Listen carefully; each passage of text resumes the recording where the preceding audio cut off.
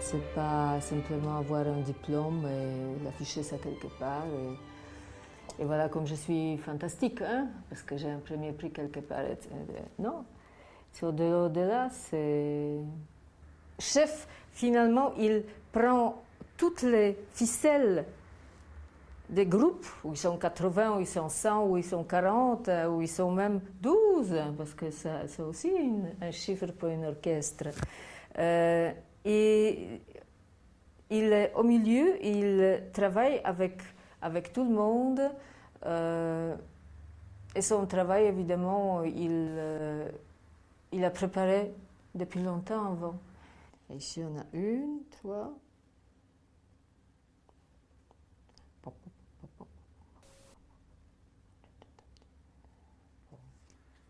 Quand on regarde une partition, tout de suite, on voit, vous voyez, il y a des tic-tic, comme ça, tout petites. Ce sont des groupes d'instruments différents. La percussion est toujours celle. Hein. Enfin, ça, c'est de la musique classique. C'est pas très compliqué comme écriture. On voit tout de suite que ça voyage à la manière vraiment linéaire, que tous ces groupes d'instruments jouent la même chose, les autres notes, mais le même rythme. Comment j'étais devenue chef d'orchestre? C'est tout un roman.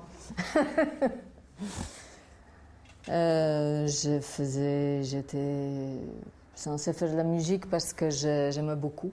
J'ai chanté, j'étais petite, je me suis exprimée en instrument assez facilement. Et dans un moment donné, à 14 ans, je me suis inscrite à la direction d'orchestre. Et il paraît que j'étais douée. Histoire veut qu'à 16 ans, mon prof tombe malade, mon premier professeur en Pologne. Et mon prof malade, on m'a dit, si toi tu ne feras pas le concert, tu es la seule qui a assisté à toutes les répétitions, qui pourra faire concert à sa place. Moi, 16 ans, non! Alors oui ou non, le billet c'est vendu, etc. Voilà. Ça a commencé comme ça.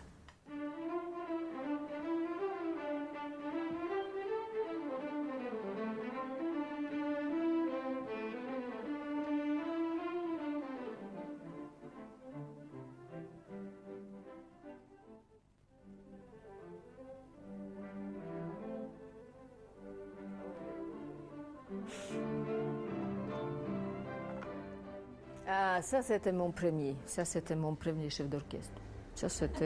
Ça commençait par ça. Ma collection.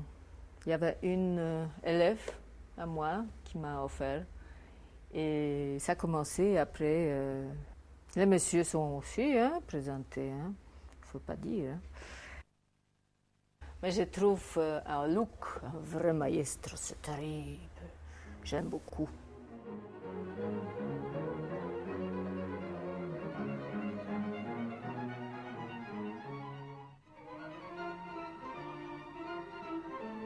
Il y a maintenant dans chaque pays sûrement une femme qui dirige. Au monde, j'ai trouvé 56 femmes.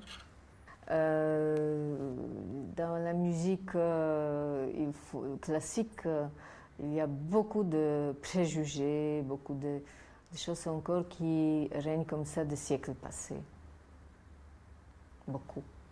Toujours, il y a un préjugé que la femme, par exemple, ce qui me concerne, on m'a demandé, est-ce que vous saurez diriger une grosse symphonique? Je dis, si vous n'allez pas faire un pas, vous n'allez pas m'engager, vous ne saurez pas. Comment voulez-vous?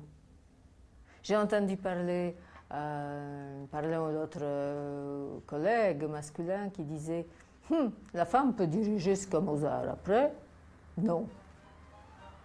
Il y a des orchestres qui refusent la femme, ça c'est sûr. Vous avez un super exemple avec Karajan qui a voulu que même une musicienne dans l'orchestre entre. Il ne voulait pas. L'orchestre a dit contrat, sinon, ils ont fait la grève. C'était la grève contre M. Karajan.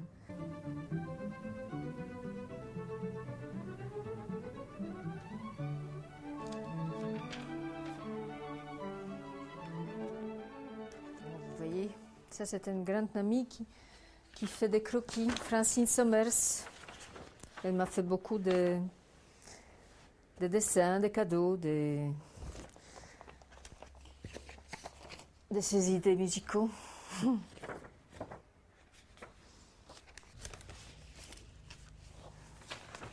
Mais je ne me vois pas comme un ange. Je n'ai pas choisi ce métier ou occupation, comme je dis, pour très vite être quelque part assise, avoir tout, et voilà, c'est fini, je suis finie. Non. On est petit à petit, on se fait brique par brique. Et si on sait transmettre ce qu'on a ramassé pendant toute sa vie, en touchant toutes les assiettes d'Italie, de Canada, de Portugal, d'Espagne, de la Pologne, de la Belgique, tout ça, ça fait un tout. Et ça permet de faire mieux peut-être.